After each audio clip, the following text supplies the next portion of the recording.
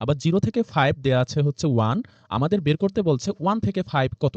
তো এইটা কিন্তু অনেকে ভাববে যে অনেক কঠিন, বাট এটা 5 আর এটা বলছে 1 থেকে 5। তাহলে আমরা এই পোরশনটা যদি দেখি, এই পোরশনটাকে যদি আমরা ভেঙে লিখি তখন কিন্তু এই ২ টা এসে যায়। তো আমরা এভাবে লিখতে পারি যে f অফ সামেশন অফ 0 থেকে 5 f of x dx।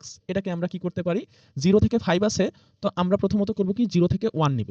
মানে 0 থেকে 5, 0 থেকে নিব কি 1, আবার 1 থেকে নিব কি 5।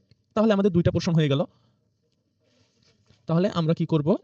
তাহলে 0 থেকে 1 f of x dx plus এটা হচ্ছে 0 থেকে 1 নিছি, তারপরে 1 থেকে শুরু হয়ে কত হবে?